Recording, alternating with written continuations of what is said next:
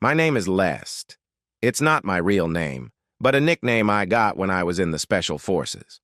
I'm not 195 centimeters tall and weigh 113 kilograms, not even close. I'm barely 5'10" inches and weigh about 180 pounds. No one believed I could make it through Special Forces training, but I was determined to prove them wrong. We celebrated the end of training at a bar where I was nicknamed Lest because I was much smaller than the giants in my group. An hour later, the celebration was over, but the party continued. I found a spot at the bar and ordered a beer. A beautiful girl sat down next to me and said, "Hi, Lest. Would you buy a girl a beer?" I nodded to the bartender and asked her how she knew my name. She nodded toward TK. TK was our leader, a giant man with a killer stare that made men wet their pants. At that moment, I was the object of one of those stares. At the time, I didn't know him well. Later, I learned that he was mostly a gentle giant. But if you got into trouble, you couldn't find a better person to have by your side. Amy said she was TK's younger sister and a nurse at a military hospital. The more she talked, the more her eyes sparkled like sapphires, and the more I fell in love with her. But I cursed myself. Military marriages have the highest divorce rate in the country, so I hoped to meet my future Mrs. List after I finished my service. Man thinks, God laughs. It was late at night, and I went to the bathroom before returning to the barracks. On my way back, I saw Amy playing with my phone. "Can I help you?" I asked. "It's okay, I just entered my number in your phone so you can call me and ask me out on a date," she said, kissed me on the cheek, and left with TK. God was still laughing 9 months later when Amy and I exchanged vows.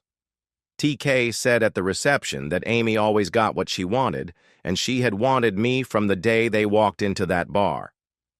Later, TK came up to me and I asked, "Now you're going to warn me not to hurt her?" "List, if I felt I had to warn you, you would never have been able to buy her that first beer." The 2 years with Amy were wonderful. My time in the Army wasn't so great. Too many missions, too many deaths at my hands. I quickly became a sniper. They wanted to rename me Headshot because that's where my bullets usually ended up. But I was so far removed from the real carnage. They were just green dots on my night vision goggles, moving in the wrong direction. When my targets fell, I began to wonder if they were men, women, or children. These events haunted me more and more in my dreams. During one operation, I was so lost in my thoughts that I didn't notice someone sneaking up behind me. We fired at the same time. Of course, his face exploded and he hit my leg. I didn't realize that the bullet had hit an artery. The TC ordered us to regroup and I told him I was bleeding. When I stood up, I lost consciousness. I came to somewhere when the TC and someone else were carrying me back to the helicopter. The second time I woke up, I was in a military hospital in Germany. A day later, I was on a military transport returning to the States. I didn't stay in the hospital long, and since Amy worked there, she visited me often. But there was something strange about her. Before I was discharged, a strange man came into my room. He was missing his right arm, and there were serious scars visible under his collar. "Good morning, List. How's your leg?" "It's getting better. Do I know you?" "No, you don't know me. We're a group of people who can no longer serve in the military and are trying to help military wives. They don't usually know about us. We mostly observe and/or try to prevent anything bad from happening, such as drinking, drug use, or running away. As for Amy, I have to tell you that she cheated on you while you were away. It was the only time. Most guys choose to ignore casual nighttime escapades. Some let their egos get in the way. Fortunately, that's not our business. I'm sorry to break the news to you." He stood up and left without saying goodbye or shaking my hand. He just walked out. I was stunned. Damn, we had just celebrated our 3rd anniversary. Still lost in my thoughts, I heard my doctor come in and discharge me. Damn, I had to get home to Amy. I called a taxi to take me home. When I got to the door, TK was just coming out and hugged me. I went inside and saw Amy sitting at the table crying. She ran toward me, but I raised my hands to stop her. "I'm so sorry, List." "Apologies only help you, Amy. I need to take a shower and go to bed." We didn't talk anymore. I took a shower and went to bed. Amy beat me there. She was wearing her classic pajama shorts and t-shirt, which I always found sexier than underwear. I got into bed and turned away from her. She was crying and I was angry. She pulled me toward her, laid her head on my chest, and continued crying. Hearing her cry broke my heart more than her infidelity. Finally, I kissed her on the forehead. She looked up and kissed me on the lips. We continued kissing, not passionately, but rather tenderly, like the first kisses with your first girlfriend. Amy started sliding her hand down my stomach, and I pushed her hand away. In response to the questioning look in her eyes, I said, "It's too soon, Amy."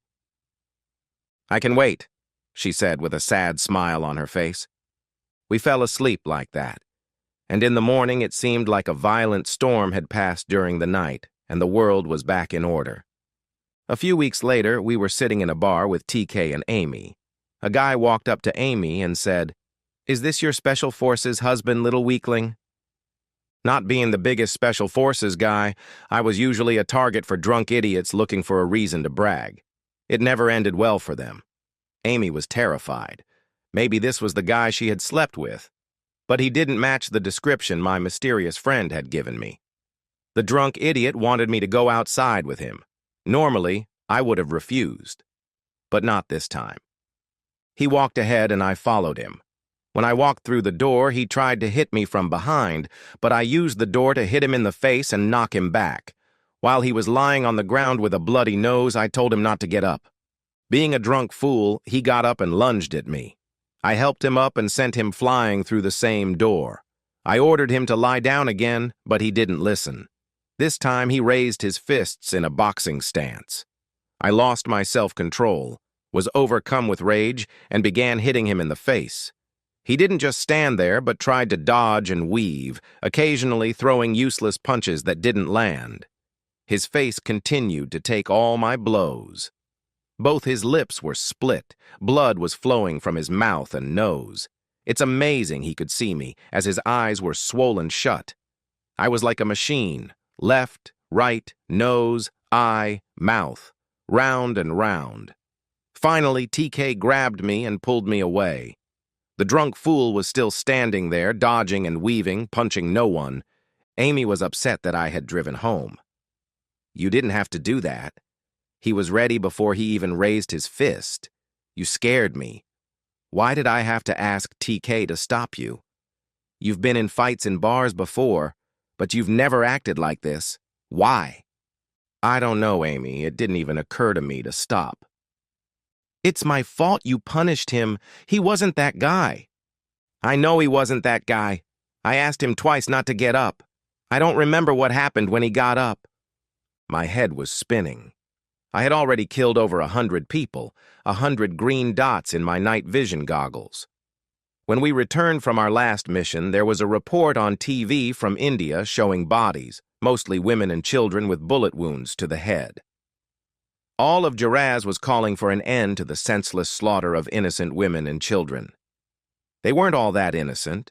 The terrorists had sent them into battle alongside their soldiers in hopes of breaking through our defenses.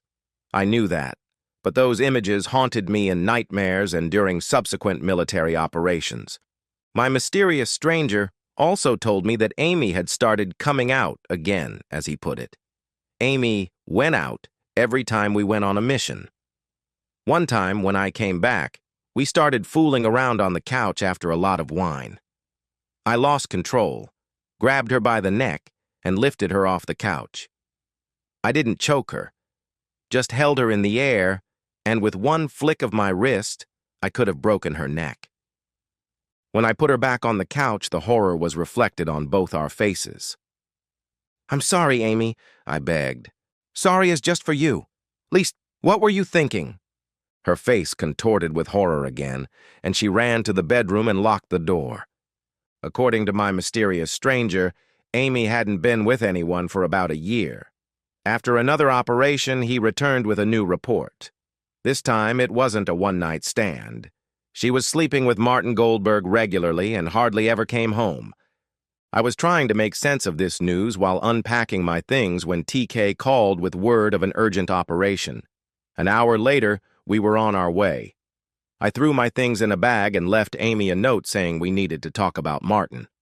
On the plane, TK told us about the mission. We had to defuse a bomb. As in other cases, there were no good positions for a sniper. I begged TK to take me with him, and this time he agreed. The entrance went smoothly. We found 3 women downstairs and sat them on the sofa. I stayed with them while the others went upstairs. I was listening to the radio when the woman on the right took off her headdress and pulled an automatic rifle from under her skirt. We aimed at each other like in an old Western. My shot tore her face apart. She fell and started shooting blindly, but I was wounded in the ankle, knee, and side. I tore the faces of the other 2 women apart. One of them must have been holding the detonator because there was a huge explosion. Everything seemed to slow down. The blast threw me back, the back wall blew out, and I could see the neighboring house until the roof started collapsing. Then I felt intense pain as shrapnel rained down on me. I woke up on a plane and then in a military hospital in Germany. It wasn't like the last time I was there. I was much more seriously wounded and felt that some parts of my body weren't working. I spent most of the next 2 weeks in a coma while the doctors tried to piece me back together and remove everything that didn't belong in my body. My face was bandaged and I couldn't see anything. I broke through the narcotic haze and realized I was strapped to a stretcher in a military transport. The next day, I felt myself coming back to consciousness. I still couldn't see. A man was asking me questions, and I tried to answer. We played this game for 3 days before we could have a normal conversation. Introducing himself as my doctor, he wanted to examine my injuries. Most of your body was riddled with the small pieces of shrapnel that these bombs are filled with. They've been removed. The bullet from your ankle was taken out. It didn't cause any serious damage. The bullet in your knee damaged it more, but we were able to repair it. You'll need a knee replacement, but I want to wait until the other wounds have healed. You may not even need it. The bullet in your side is a miracle. It didn't hit anything important.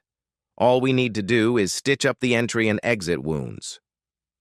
He paused and took a deep breath. This is where it got interesting. Why was I blindfolded and couldn't see anything? A piece of shrapnel tore your left eye. We couldn't save it. We've bandaged both eyes for now. The muscles in your left eye will try to follow the right one. We need them to heal and stop bleeding. I think we'll be able to remove the bandages in 2 weeks. Any questions? I said no. My military career was over. You can't be a sniper with one eye. They gave me some medicine, and I fell back asleep. When I woke up, TK was sitting by my bed. He told me about the operation. It was a real mess. 3 of our guys who were upstairs were seriously injured when the house collapsed. It took an hour to pull the 4 of us out from under the rubble, and he was sure I was dead. The whole thing was a mess from the start. There was no bomb-making equipment. TK said the other guys were recovering and would probably return to duty. He didn't say anything about me. On his way out, he said, "Amy wants to see you." I told her to wait, considering the whole Martin Goldberg thing. My sister has really let me and our whole family down, and I'm sorry she's putting you through this. It couldn't have happened to a better guy at a worse time. I need time, TK. I'm just not ready to deal with this right now. Maybe when the bandages are off my face and I can see out of my other eye. Sooner or later, I'm going to have to see her. TK nodded in agreement. They gave me a button so I could take painkillers on my own. I pressed the button 3 times and drifted off into dreamland, or rather nightmare land, as the gunfire and explosion continued to echo in my head. I woke up when someone touched my genitals and realized I was being washed with a sponge. "I hope you're not too hot," I said. A rough male voice replied, "Well, many ladies think so." We both laughed. His name was Jean, like the French Haitian Jean, and we became good friends. Several times I regained consciousness and felt Amy lying on my chest, crying. She was in the room when the bandage was removed from my eye, standing off to the side. I was given a mirror so I could see the scars around my eye. A glass eye and plastic surgery would restore my beauty. This seemed to make everyone laugh. Meanwhile, a large bandage was placed over my left eye. When everyone left, Amy came up to me in tears, but I raised my hand to stop her. She jumped back as if I had hit her. "We need to talk about Martin, Amy. You have to end it with him." There was a pause, a hesitation that broke my heart. "Can't we talk about this?" "You already gave me your answer, Amy. It's over. But Martin said that if you really love me, you can share me. I love both of you, and I don't want to choose between you." I knocked over the nightstand, and Jean ran into the room. I raised my hand to stop her. "Listen to me, Amy. First of all, I don't want to hear Martin said anymore. Second, he obviously doesn't know me very well, you obviously don't know me very well, and I have no idea who you are. Now get out of my room. I don't want to see you again." Amy ran out in tears, and I started pressing the pain button while Jean checked my vitals. I used my next moment of consciousness to call a lawyer and file for divorce. He was kind enough to come to the hospital to see me. Amy got the papers 3 days later after her shift. My rehabilitation was progressing. I could walk, although most people didn't consider it walking. I could do without a bedpan. Jean and I were happy. I learned that he had been a combat medic until he lost his leg in battle. Amy still came to my room when I was asleep and cried on my chest. I was sitting at the table in my room when Amy and Martin walked in. "You're out of your mind, Amy," I shouted, and Jean entered the room. "He's my lawyer list. I have the right to consult with him when we discuss the divorce."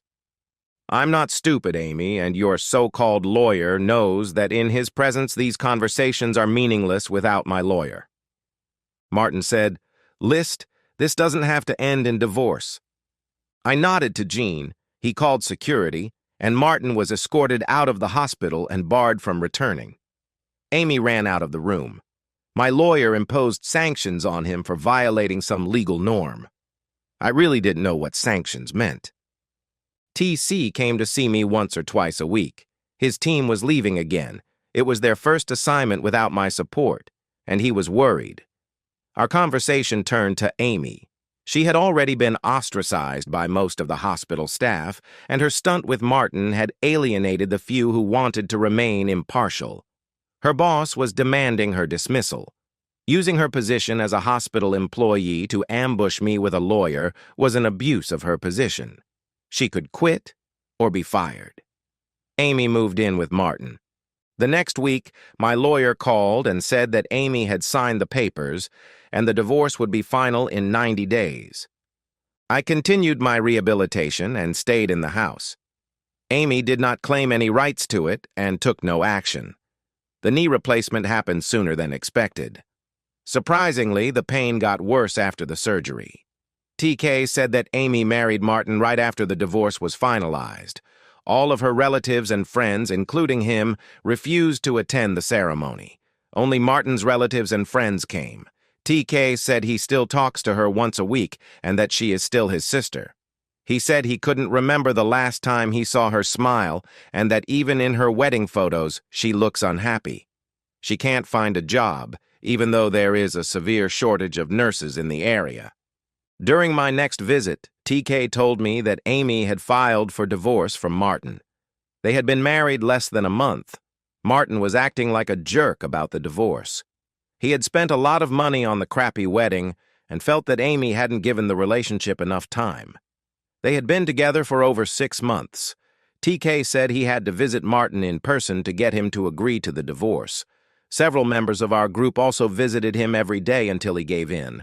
They respected my wishes and didn't hurt him. They scared the hell out of him, and he used a loophole in the law to free Amy from the marriage.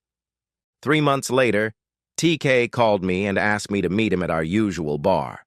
I was sitting at the bar waiting for TK when I heard, "Hey, Least, buy a girl a beer?" There was Amy, looking tired and older. I nodded to the bartender. We sat there looking at each other. Amy didn't take a sip of her beer, but immediately buried her face in my shoulder and cried. I held her close, sure that I was crying too. Finally, I kissed her on the forehead. She looked up and kissed me on the lips. We continued kissing, not passionately, but rather tenderly, like the first kisses with your first girlfriend. "Let's go," I said, nodding to TK, who was hiding in the corner. We went back home. The kissing continued where we had left off. Amy started to unbutton my shirt. She stopped and looked at me. "It's too soon?" she asked. "No," I said, picked her up and carried her to our bedroom. We went to a psychologist. Well, I went to fix my relationship with Amy, and I also saw another psychologist to work through some anger issues related to my combat experience. Amy said she had kept trying to break up with Martin, but he always convinced her to continue seeing him. He even convinced her that if I really loved her, I would let her see him. She wanted to know why I wasn't more decisive when she cheated on me the other times. "I loved you, Amy. It hurt me a lot when you cheated on me, and I knew when you were leaving and who you were with. I also knew that it must have been hard for you when I was away for surgery. I wasn't indifferent, but if you needed it when I was gone, I was willing to turn a blind eye to the occasional indiscretion." "What about you, List? You never cheated, as you call it, maybe with a prostitute in another country." "No, Amy, I never cheated." "Why? Were you afraid that TK would kick your ass?" "Every time we left, there was a risk I wouldn't come back. And if that happened, I wanted your lips to be the last I kissed. And if I came back, your lips would be the first and only ones I kissed.